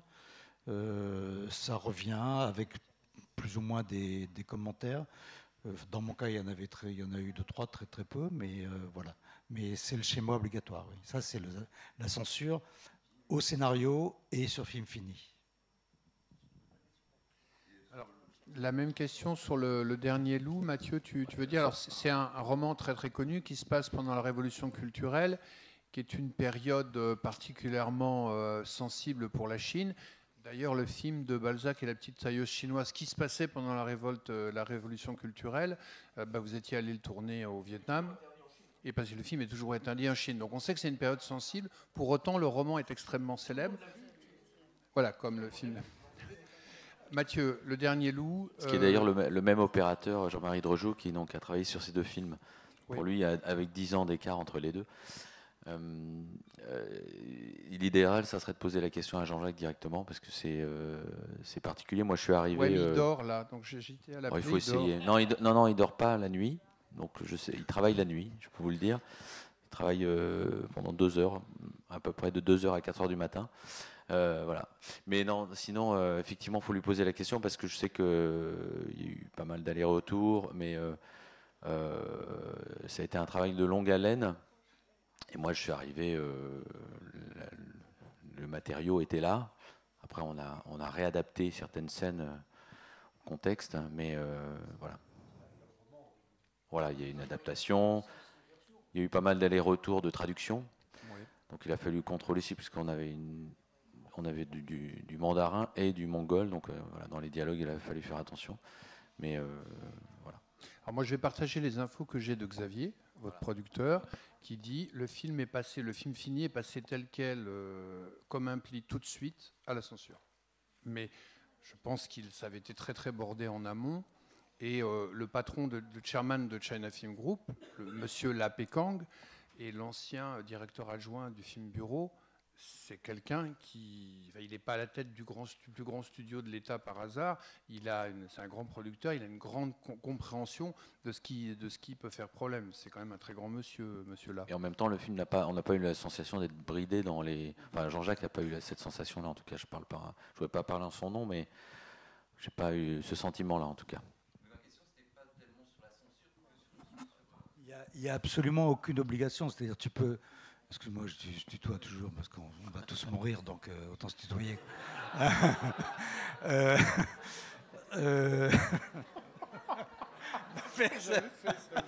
Moi non plus. Non, mais il n'y a aucune obligation. Tu peux écrire un scénario en français, tu le fais traduire et tu vas avec ton scénario. Il n'y a aucune obligation. D'autres questions ? Anne ? Oui, je voudrais qu'on recentre sur la technique, parce qu'il y a plusieurs choses qui ont été dites qui sont intéressantes de la part de nos techniciens présents chinois, et du fait aussi de la présence de Mathieu de Mortière. Je pense que ce qui serait intéressant de savoir, c'est la question de la formation, puisque en France, nous avons des écoles qui forment des techniciens. Et moi, je serais intéressée, et je pense le public aussi, de savoir où ils se sont formés, comment. Voilà, ça c'est une question, à mon avis, assez fondamentale pour comprendre qu'en France, la formation d'assistant réalisateur, bon, elle est quand même extrêmement précise et méticuleuse. Et si, quand même, Mathieu, il y a quand même quelque chose de... qui est assez rigoureux dans la formation des techniciens. Et moi, ça m'intéresse de savoir où est-ce qu'ils ont appris à faire du cinéma. Posons la question à notre ami chef opérateur et chef décorateur. où est-ce qu'ils ont appris leur art? Où est-ce que vous avez appris votre métier de chef opérateur? 我是在北京电影学院学习的本科的电影摄影专业。Donc il a appris à l'Institut, l'Académie du cinéma de Pékin, en section photographie. Et c'est une licence en fait. Et quel est son... il donne des cours, je crois, à la Beijing Film Academy. Oui, c'est ce que me glisse Philippe, qui est bien informé. Et sur quoi il met l'accent, en fait, auprès des étudiants? Sur quoi il insiste particulièrement, lui, en tant que formateur, auprès des étudiants qui vont devenir aussi des chefs opérateurs, s'il y a quelque chose sur lequel il met l'accent? 我觉得，如果是对于刚刚进入影视行业的人来说的话，除了在校期间他有很好的专业的学习之外，他一定有很高的一个情商，就是懂得跟所有的人打交道。Donc pour lui, outre la formation des étudiants à l'Académie du cinéma de Pékin, en dehors de la théorie, il leur conseille aussi d'avoir ce côté relationnel et humain, tout simplement, et d'oser en fait voilà, communiquer avec des gens du cinéma. 其实，在我们上学的阶段，因为经历了胶片的学习和胶片的拍摄，它整个的学习过程和拍摄是非常严谨的。当然，现在的学生变成数字时代了，所以他这种学习的严谨的性可能下降了很多。 Donc, à son époque, lors de sa formation, c'était encore l'apprentissage de la pellicule. Donc, c'était un travail beaucoup plus minutieux et fastidieux. Alors que maintenant, on est passé au numérique et du coup, on se rend compte qu'il y a une baisse de la qualité du travail des étudiants. 所以这种对于自我的要求的严谨性，可能是对于影视行业人士是陪伴你一辈子的。 Selon lui, pour lui, c'est cette minutie et cette conscience professionnelle qu'il a dans son travail, c'est quelque chose qui le suivra toujours tout au long de son parcours. 因为对于影视工作者来说，他不是一个人在战斗，他往往都是跟不同的人来去合作，所以这个交流呢，对于学生未来的工作当中也非常重要。 Et pour les techniciens du cinéma, c'est un travail d'équipe avant tout et non pas personnel. Donc, c'est très important de pouvoir, d'entretenir, de savoir entretenir les relations avec les autres, tout simplement.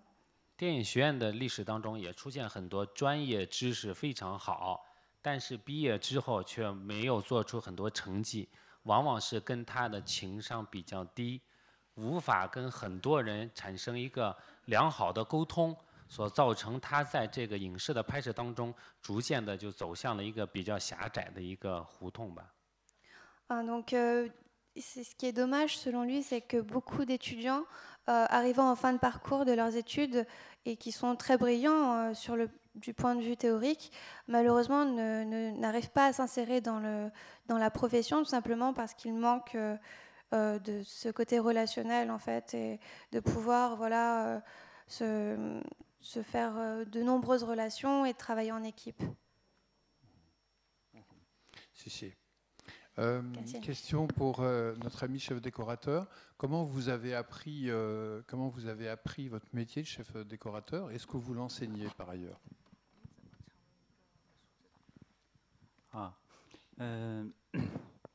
首先呢是电影学院，我考到这个电影美术设计这个专业。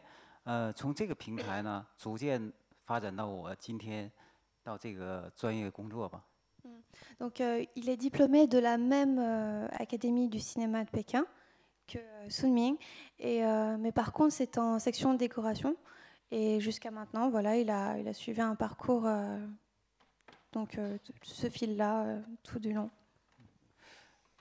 如果做好电影美术指导这个工作呢，我想首先一定要有一个比较系统的电影美术专业的学习。Donc pour bien s'insérer dans cette profession, selon lui, il faut d'abord avoir une bonne connaissance une bonne vision de la profession globalement, donc de comment ça fonctionne, le système. 然后你有机会呢参加摄制组的时候呢，你肯定是要从最基本的工作做起，一定要有一个扎实的基本功。Et par la suite, lorsque on a une occasion de travailler sur des tournages, selon lui, il faut commencer par les postes, donc les postes les plus bas, pour pouvoir vraiment avoir une très bonne base dès le départ. 在那个剧组呢，要学会交流，要知道呢，把你的想法呢和你的设计理念呢，能够很好的说出来，跟对方沟通。Et pendant ce temps-là, ce qui est important, c'est de pouvoir mieux communiquer avec les différents collaborateurs pour exprimer ses idées et sa manière de travailler. 然后呢，你再一个呢，因为你有了一个良好的这个基础以后呢，能够呢很好的呢完成美术指导交给你的任务。只有这样一步一步呢，你才能够慢慢的发展成为一个独立的美术师。Donc pour lui, c'est en étant très rigoureux au quotidien dans son travail et que pas à pas, il en est arrivé à ce poste aujourd'hui de chef de décoration. 我的成长过程呢，就是这样一个过程。但是呢，在每次接到片子的时候，我从个人创作态度上都会很认真，而且呢，会及时的总结我这个创作上的得失。所以呢，在这方面呢，进步的反正相对也挺快的。Donc pour lui, sa progression a été relativement rapide, assez rapide même, parce qu'en fait, il a bien appris, était très rigoureux au fur et à mesure de l'acquisition des compétences. Et voilà, donc il en est à ce niveau maintenant. 大概就是这样一个过程吧。Voilà pour son parcours. 谢谢。J'ai une question là-bas. Donc là, sa deuxième question, c'est en tant qu'étudiant en master à HEC et passionné de cinéma, par quels moyens il pourrait commencer à travailler dans l'industrie du cinéma? En France ou en Chine? 在法国还是在中国呢？ pour des coproductions en fait. Apprendre le français d'abord. 他回答了。不好意思，他回答的是首先把法语学好吧。不好意思。法语他一定会学好的，只是时间问题，他一定能学好。重要的是无论。Selon le réalisateur, il réussira à apprendre le français. C'est juste une question de temps. 我相信你。Voilà, il croit en lui. 最重要的，对于电影来讲，无论是法国、中国，想尽任何办法为我们找到钱。Donc la première chose est d'abord trouver de l'argent, du financement, de penser à un plan de financement. Et ensuite, on pourra parler de collaboration.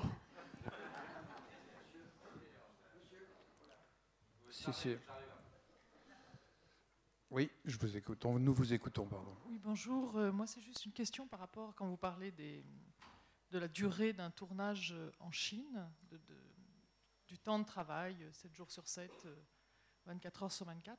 Je voudrais savoir, est-ce que ça se passe comme au Népal, c'est-à-dire que en fait, les techniciens, de façon non dite, font une sorte de roulement en dormant un petit peu à droite, à gauche sur le plateau, en se relayant, ce qui fait que ça leur permet de tenir en effet un temps indéterminé, ou comment ça s'organise au niveau chinois, sur un tournage chinois, quoi. La question est donc plutôt adressée à, par exemple, Sun Ming. Oui, ou sur tout plateau chinois, quoi. Comment ça se concrètement, parce que physiquement, tout être humain sur toute la Terre, de notre expérience, a la même résistance humaine. Et en fait, moi, ce que j'ai vu, c'est que dans les pays où, en effet, on n'a pas un laps de temps défini, il y a une sorte d'organisation non dite qui est faite et pour manger et pour dormir. Et je voudrais savoir si c'est comme ça. Non, mais les gens ne travaillent pas 24 heures sur... Enfin, ça ne se passe pas 24 heures sur 24. Donc c'est vrai que ça se passe sur... Dans mon cas, c'était souvent des journées de 15 heures. Mais après, bon, les transports hyper longs. Dans mon cas, c'était hyper long, les transports. Mais c'est vrai qu'après, les Chinois font beaucoup de micro-siestes. Donc c'est un truc. Donc c'est vrai qu'on les voit. Bon, moi, je fais ça aussi d'ailleurs. Donc voilà, mais bon, c'est juste des grandes journées. Hein. Enfin, c'est pas non plus corvéable à merci 24 heures sur 24, quoi. Donc grande journée, une nuit de sommeil un peu courte, et puis quand il y a rien à faire, bah, ils se mettent dans un coin, puis ils dorment un peu. Mais voilà, mais moi je fais pareil. Donc oui, je vous en prie, la demoiselle premier rang. 我是中国的留学生，在这边，然后学电影，在那个 CSF， 然后 Donc elle est étudiante au CLCF. 然后我看了很多法国电影，然后在这边学法国电影，然后也看了很多中国电影。然后我有一个问题要问，就是来自于中国的我们的导演还有 chef opérateur， 就是。voilà. Donc, elle a regardé pas mal de films français et chinois aussi. Et maintenant, elle a une question pour le chef opérateur et le réalisateur aussi. 因为我看到现在的中国片，大多数都偏向于商业片。然后，其实我自己是很喜欢文艺片，所以我来到这边。但是其实很不符合中国人的胃口。也就是说，意思就是说，在中国。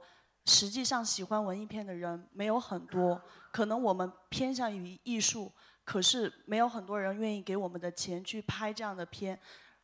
对于这样的事情，而且也许我们觉得拍出来是很好的片，但是中国人不喜欢。那对于这一块，我想请问一下中国导演们的看法。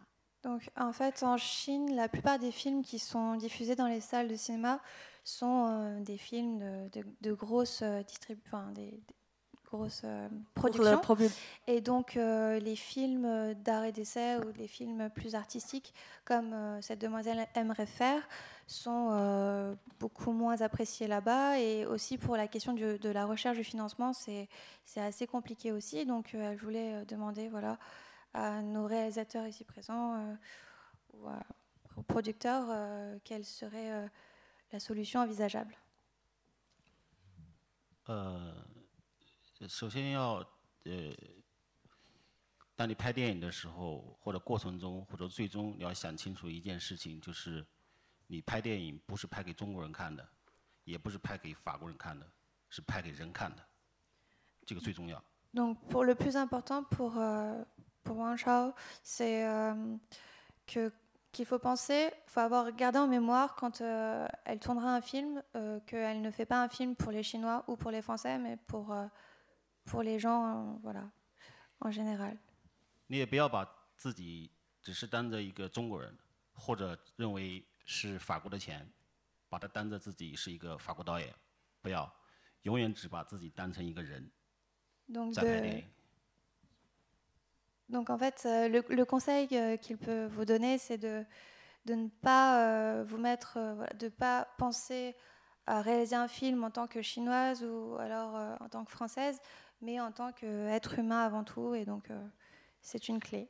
电影不过是一个人用一个技术手段拍出一个感人的故事给另一个人听。Donc pour lui, le cinéma, c'est de réaliser, de tourner une histoire qui en fait vient donc d'une personne et qui doit pouvoir émouvoir l'autre. 至于他有没有市场是制片人的事情，不是导演的事情。Donc la question du marché, est-ce que ça fera de fortes ventes au box-office, ce n'est pas la question c'est pas une question qui revient au réalisateur, mais au producteur, qui s'en chargera.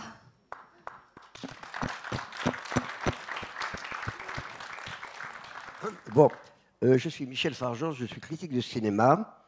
Et je voulais vous dire d'abord en premier, vous allez traduire en chinois, bravo les Chinois, pour en si peu de temps, c'est-à-dire en 30 ans, on a créé une cinématographie extraordinairement vivante et intéressante. Ça, il faudrait le dire et rappeler ce que je viens de vous dire en Chine. Parce qu'on est loin des films sous Mao, où c'était toujours l'exaltation et tout ça. Vous avez, du moins les films que je vois ici en France, hein, parce que je ne suis jamais allé en Chine. Ça, c'est quelque chose d'important que je voulais vous dire. Une question maintenant. Est-ce que c'est possible de créer une banque franco-chinoise qui permettrait de financer, et ça a été un grand projet que je voulais faire en France déjà, des coproductions entre la Chine et la France. D'autant plus que je vois que les Chinois investissent beaucoup dans beaucoup de domaines. Voilà, c'est tout. Alors,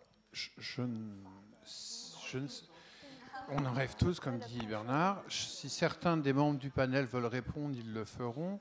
Ce qui apparaît peut-être à la lumière des tables rondes de ce matin, c'est la disjonction des deux marchés. La Chine étant un marché de comédie d'action, de comédie romantique, qui privilégie aussi les gros blockbusters, alors que le cinéma français est plus centré sur l'idée de cinéma qui soit effectivement l'expression d'un point de vue qui pour toucher quelqu'un d'autre. Donc, c'est des marchés qui sont très très dissociés. C'est-à-dire qu'en gros, il n'y a quasiment pas de films français, à part Lucie de Luc Besson, qui fassent beaucoup d'argent, et très peu de films chinois qui fassent un tant soit peu d'argent en France. Donc, pour répondre à votre question, moi, c'est ce que je veux dire. Une banque suppose des investisseurs, et on peut se demander quelle logique auraient des investisseurs qui n'investiraient que dans des copros franco-chinoises. Et par ailleurs, je pense que les beaux films, comme celui de Philippe, hein, sont vendus dans d'autres pays que simplement la France et la Chine. Donc, peut-être investir dans des films franco-chinois, c'est peut-être investir dans des films qui pourraient toucher de nombreux marchés, parce que s'ils peuvent toucher la France et la Chine, à mon avis, ils peuvent toucher le monde entier. Enfin, c'est juste une remarque plutôt qu'une réponse, monsieur. Après, je ne sais pas si quelqu'un peut répondre dans le panel. On peut juste dire il faut bien voir ces deux systèmes de financement des films qui sont complètement différents. La Chine, c'est un système libéral, c'est-à-dire l'argent vient du privé, point. Il n'y a aucune aide, comme on le dit, comme on appelle ça chez nous, aide d'initiative gouvernementale. La France, en gros, le système français, c'est le système des obligations d'investissement. Donc, et qui va en priorité sur les films de langue française. En toute priorité sur les films de langue française. On a là deux mondes complètement différents, et je pense que c'est impossible d'envisager au-dessus de ça un système d'une banque, un truc d'investisseurs. Si j'étais gros investisseur français ou chinois, peut-être je m'attaquerais au marché qui est celui de la langue, et la langue, c'est l'anglais. C'est-à-dire le vrai marché mondial des films aujourd'hui, c'est l'anglais. Voilà.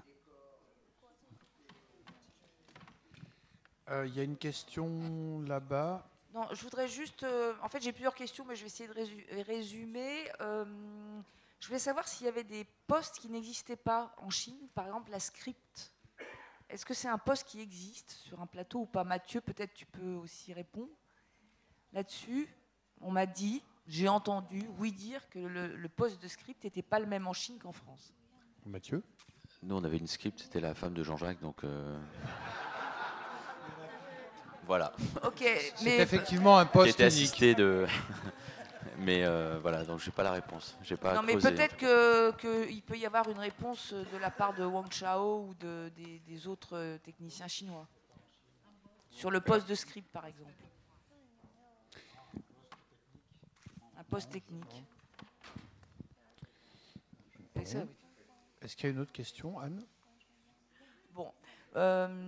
Non, j'avais aussi une question, une interrogation sur les influences. tout à la fois, puisqu'on a un chef opérateur et un chef décorateur, ils ont des influences picturales et architecturales qui sont liées à leur pays. Et comment, justement, dans une collaboration artistique avec d'autres personnes étrangères, la française, les cultures peuvent se rencontrer. Les cultures peuvent se rencontrer et se mélanger. Les influences.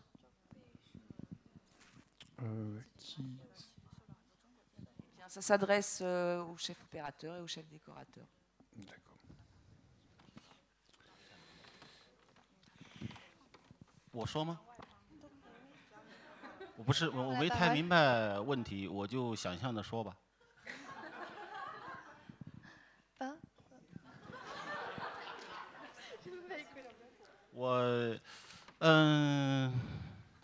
因为我看大家都比较尴尬，我就解个围吧。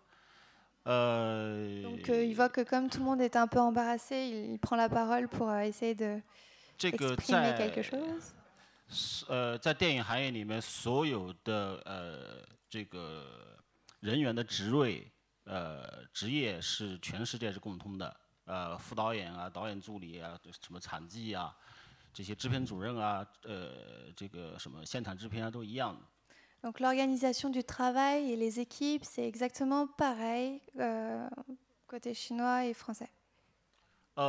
有不同的地方是，刚才马修遇到的问题，比如说，就是一个，比如说执行导演在中国他所管的事情，可能跟在法国执行导演所管的事情有一些差别。 Donc il y a juste quelques petites différences, comme peut-être Mathieu a pu le mentionner tout à l'heure. Par exemple, un producteur exécutif, les charges, les tâches qui lui sont attribuées sont peut-être différentes. Donc en fait, la notion recouvre peut-être des tâches différentes, que ce soit en France ou en Chine. 我在拍《寻找罗麦》的时候，从法国南方到这个 巴黎的列车，我们在上面要拍，时间很短，时间非常短，我们在上面拍戏，然后就不停的就是马修这样的，我的这个法国的这个副导演，每隔15分钟告诉我导演，马上要到巴黎了，然后我说我这边还在拍呢，他一会儿15分钟又来了，马上要到巴黎了，我说你。 Donc, lors de son tournage, il y a une séquence en fait à la recherche de Romer où il tournait dans un train du sud de la France pour aller vers Paris et toutes les 15 minutes en fait, il était interrompu par son assistant. Donc, ça l'embarrasse un peu. 我就奇怪了，我说你是副导演，你是我的人，你怎么敢催我？ Donc, du coup, il a un peu répondu, mais il était étonné et il lui demandait, mais tu es mon assistant, pourquoi est-ce que tu me presses? 后来我明白了，在法国，在中国催时间是现场制片，是制片，在中国是制片来催我的时间。 Par la suite, il a compris qu'en fait, en France, 在中国， en Chine, pardon, c'est la production, donc la production qui gère le temps, donc qui va le presser en termes de timing, alors qu'en France, 副导演、执行导演一定是在我这儿的，是不敢催我的，在中国。 Ah non, alors qu'en Chine, on est toujours en Chine, alors qu'en Chine, en fait, l'assistant réalisateur ne le presse pas, en fait, au niveau du temps. 但是在法国不一样，在法国催导演时间的人就是应该是执行导演，所以说我错怪了那个法国副导演。 Donc il a un peu confondu les rôles de chacun en termes dans le tournage en France. 这可能就是有一点文化上的一些差异。 Donc ça, c'est voilà, des petites différences culturelles qui peuvent amener à quelques chocs.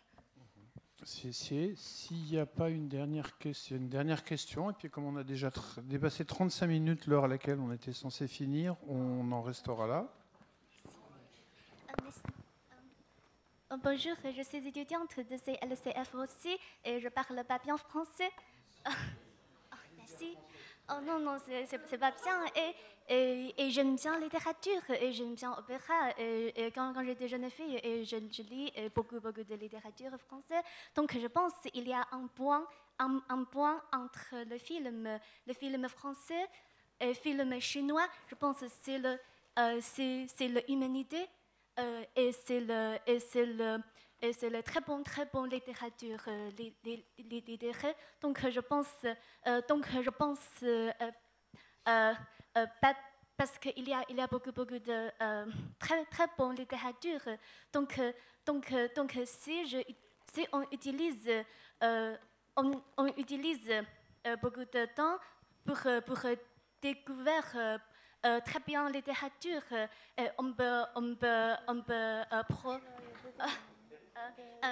we can make very good films, just like the Lang Tu Teng.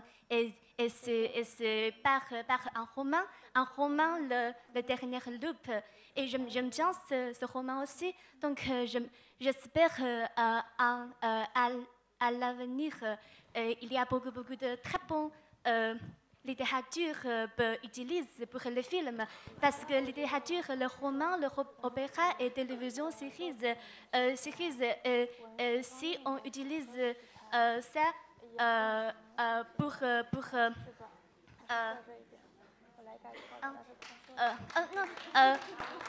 on peut beaucoup de romans et utilise un film et c'est très bien, je pense, parce qu'il y a beaucoup de Nobel, c'est moyen et le Modiac. Vous voulez dire que, vu le patrimoine littéraire des deux pays, ça nous donne beaucoup de possibilités de faire des films en adaptation. Merci pour votre témoignage. Je vous propose de considérer une dernière question pour finir. Une dernière question pour finir. Je suis désolé, je me permets de parler parce qu'il y avait j'ai l'impression qu'il y avait deux questions qui ne sont pas vraiment répondues. Du coup, je me permets de compléter juste un petit peu parce que moi, j'ai fait une licence en Chine de cinéma et maintenant, je suis à la FEMIS. Du coup, j'ai vécu un peu les deux. Du coup, je pense que je vois un peu par rapport à la question, par exemple, la script, est-ce que ça existe en Chine? Si ça existe, mais c'est quand même très différent. Parce qu'en Chine, personne va à l'école pour être script. Ça, c'est clair. Parce qu'en Chine, on dit plutôt, si tu n'as rien à faire, si tu n'as jamais fait de cinéma, voilà, ton premier boulot, ça doit être le script sur le plateau. Voilà, c'est ça la différence. C'est-à-dire, c'est vraiment la différence entre les deux systèmes d'éducation. En Chine, il n'y a pas de formation pour script, pour assistant réel. Voilà, du coup, c'est juste pour dire que c'est ça la différence, en fait, c'est la différence d'éducation. En Chine, il n'y a pas, en fait, tout le monde va dans les facs. Le job de la script n'est pas le même. Ok. Voilà. Et voilà, merci. Ok, je vous propose qu'on s'arrête là. Merci de votre attention. La projection du film de Wang Chao, Fantasia, est à 19h à l'Arlequin. D'accord. Alors merci de votre attention. J'espère que vous avez apprécié cette table ronde. Merci beaucoup Franck pour cette modération. Merci à vous tous. Donc si vous souhaitez retrouver Wang Chao, il y a une masterclass à 19h30 au Grand Action, suivie de la projection de Fantasia. On vous y attend nombreux, si vous n'êtes pas trop épuisés encore. Donc merci encore à la Maison des Cultures du Monde de nous avoir reçus. C'était un chouette lieu et un chouette moment.